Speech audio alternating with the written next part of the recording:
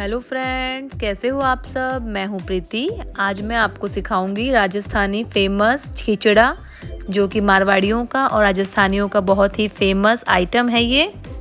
लेकिन उससे पहले अगर आपने मेरे चैनल को सब्सक्राइब नहीं किया है तो प्लीज़ सब्सक्राइब माय चैनल, ताकि आपको सबसे पहले मेरे वीडियोस मिल सकें। खिचड़ा बहुत ही हेल्दी आइटम है, जो कि आप बिल्कुल ठंडे मौसम में और बारिश के मौसम में बना सकते हैं। और साथ ही हम इसका इमली का पानी बनाएंगे, जो कि हम खिचड़े के साथ खाते हैं। और इसमें अच्छे से घी डाल के खाने से फ्रेंड्स इसका टेस्ट बहुत ही औसम आता है। तो चलिए इसे बनाना स्टार्ट करते हैं।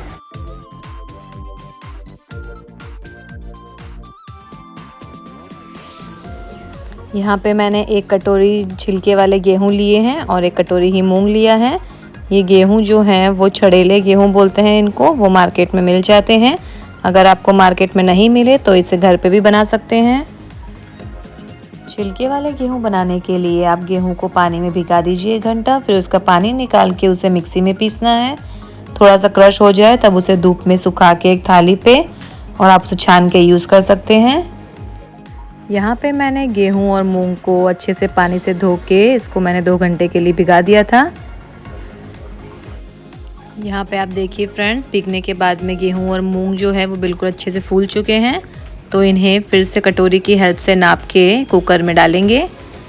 यहाँ पे हमारे गेहूँ और मूंग मिलके लगभग 4 कटोरी हो जाएंगे।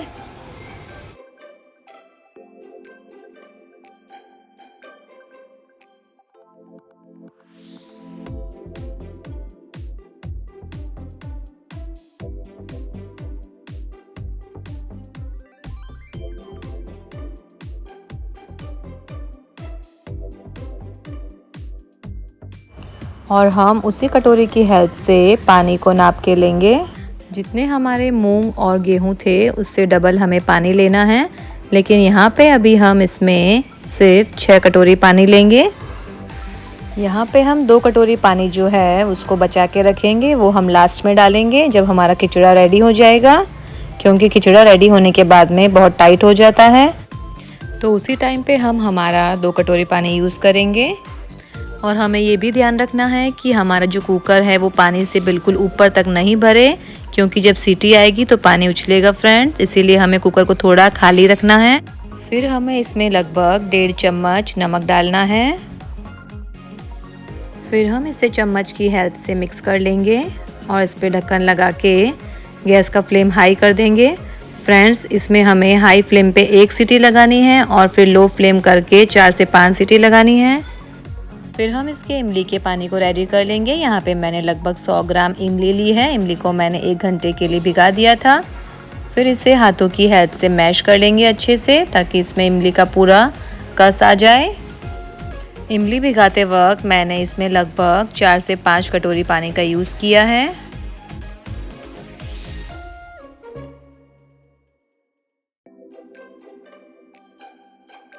अब हम हमारे इमली के पानी को छान लेंगे।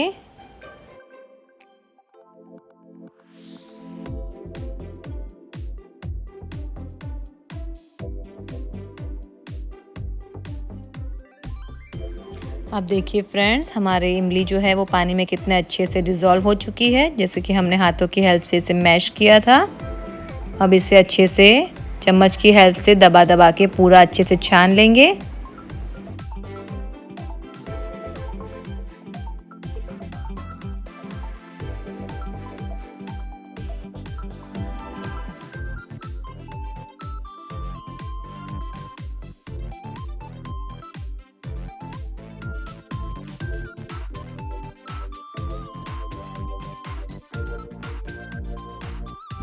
अब देखिए हमारा इमली का पानी बिल्कुल छन के रेडी हो चुका है। अब हम इसे कांच के बोल में ट्रांसफ़र कर देंगे।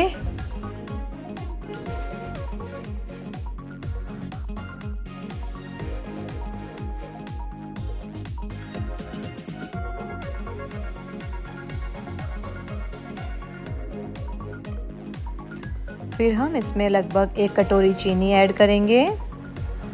चीनी आप अपने टेस्ट के अकॉर्डिंग कम या ज़्यादा कर सकते हैं।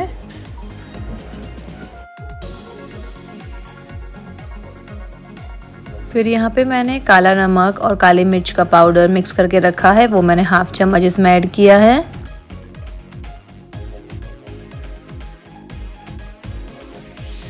फिर यहाँ पे मैंने 1/4 टेबलस्पून इलायची पाउडर लिया है। अब इसको अच्छे से मिक्स कर लेंगे इन सब मसालों को। इन सब मसालों के कारण ही इमली के पानी का टेस्ट बहुत ही अच्छा आएगा। फिर हम इमली के पानी को 1 से 2 घंटे के लिए ठंडा होने के लिए फ्रिज में रख देंगे। हमारा खिचड़ा भी बनके रेडी हो चुका है, हम इसे भी चेक कर लेते हैं। देखिए बिल्कुल परफेक्ट लग रहा है देखने में ये। फिर हम इसे चेक कर लेंगे कि इसके दाने जो हैं वो अच्छे से सॉफ्ट हो चुके हैं।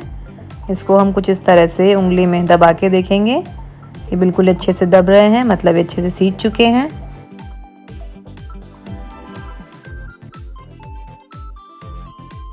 अब हम इसमें हमारा जो बचा हुआ पानी था 2 कटोरी, उसको ऐड करेंगे। हम पहले पानी को गर्म कर लेंगे बिल्कुल अच्छे से। जब पानी में उबाल आ जाए तो हम इसे हमारे कुकर में ट्रांसफ़र करेंगे। अब देखिए हम इसमें पानी डालेंगे ताकि हमारा जो खिचड़ा है वो थोड़ा ड्राई सूखा सा ना लगे, वो बिल्कुल फ्लफ़ी एंड थोड़ा लिक्विड सा हो जाए। इसे हम अच्छे से मिक्स कर लेंगे चम्मच से।